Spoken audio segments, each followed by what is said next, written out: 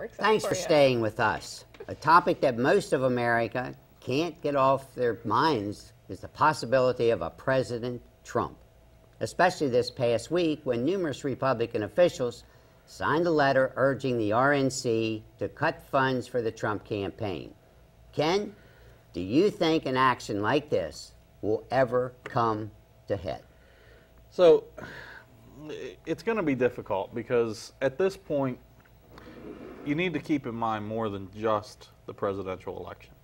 All right, you also have to keep in mind we've got congressional representatives up for re-election. We've got local level elections. All right, and it's in the Republican Party's best interests to get people out there to vote for Trump so that they'll go ahead and they'll vote down the board Republican.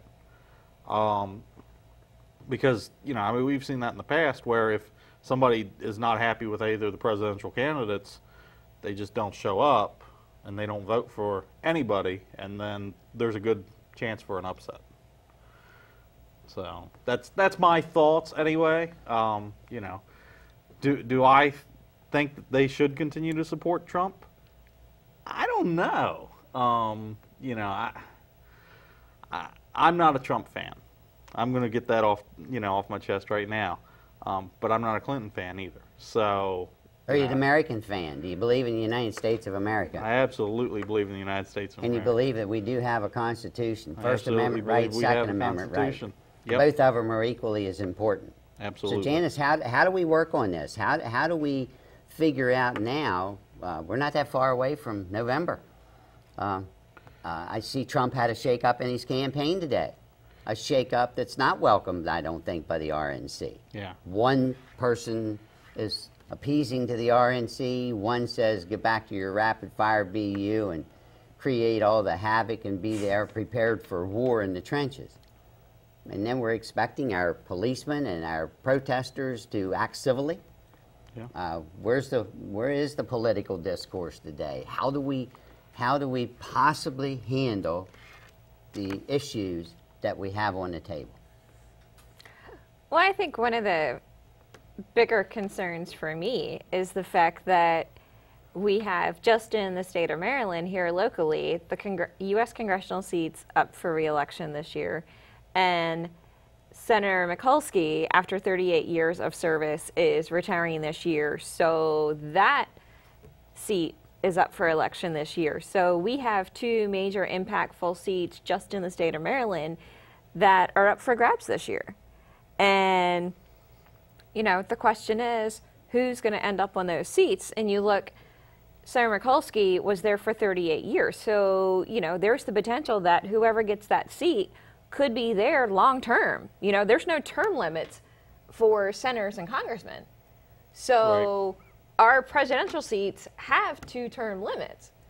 But I think we get so caught up in the drama that surrounds the presidential race that started, oh my goodness, how many years ago? I'm so sick and tired of hearing about it. There's no drama in the presidential race. What are you talking about? And it's like we forget about the fact that we've got Senate seats up for election. We've got congressional seats up for election. We've got, you know, and then that doesn't even count. Oh, we've got county school board seats that are up for election this fall, and whatever else positions are going to be on the ballot. City of Hagerstown. And, in City of Hagerstown, mayor, and city council. And we get so spun up about the president. And I'm like, that's one position. Yes, I know, it's the executive leader of this country. But who creates the laws?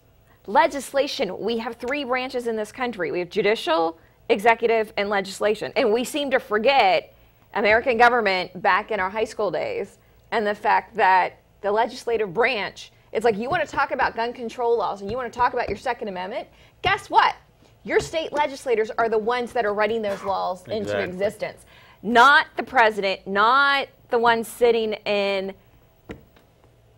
D.C., it's the ones in Annapolis. But yet, everybody's getting so ticked off about Hillary or Donald or whatever. It's like, well, I'm just not going to vote, period, or whatever their issue is. And I'm like, okay, do you understand what impacts your kids? Do you understand what impacts your personal life and your job and what's happening in your own little community. Yeah. And what it couldn't is. And agree more. it's like people saying they don't want to vote in the primary. They don't want to vote for this. It's like, do you even have a clue of the names of who's running for office other than the president? The Fed chairman. How important is a Fed chairman on currency and on the stock market? Pretty important. Very important. Controls the interest rate. One bad word from the Fed chairman, Yep. stocks go down. I made an argument with somebody back 20 years ago, and I said, because it was back when Bill Clinton was in office, and she was saying how great Bill Clinton was for the economy, and I'm like, Al Greenspan has more of an effect on the economy than what Clinton does. Yeah. Sure, absolutely. But stop and think of Trump, of the things that he can say to totally derail what the Fed chairman says, chairwoman, what the Fed chairwoman says. He can totally derail that.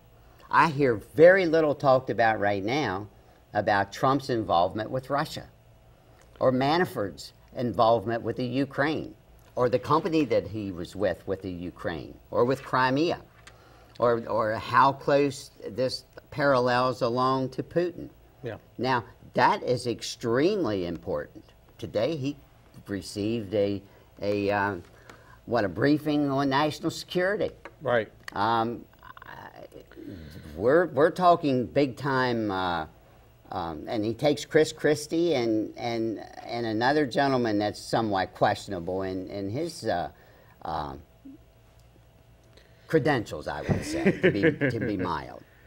Well, But then our other option is Hillary. yeah, this is true. Well, There is a third option, and that is Gary Johnson. Well, I like the little meme I've seen on Facebook where it's like, okay, the joke's over. Can we have the real candidates now? Yes. Yeah. You know, we got, millions of people in the United States, and this is the best we could do. stop and think about the American people voted for them. Hillary, Trump, they voted for them. Sure. They cleaned the clock of 16 other candidates. Trump did. Bernie Sanders put up a valiant effort. He did. Bernie Sanders was heard. Young people now, what are the young people doing? They're backing away, according to news articles from Trump. Right. With Hillary, everybody has their opinion on Bill Clinton and Hillary. Yeah. I happen to like her. I happen to like Bill Clinton. My 401k today is doing far better than it was in 2007. The auto industry out in Michigan is doing far better now than it was 2008, 2009. So we're campaigning on let's make America great again. My question is, what year do we go back to make it great? Would you like it to go back before a woman had a right to vote? Would that be great? I don't think so. I think America's already great. Yeah, America's great, continues to be great. But the campaign philosophy here is make America great again. At least that's what the hat says. Next up on the flip side, we'll discuss how the American flag sparked a little controversy this week. We'll be back in 3 minutes.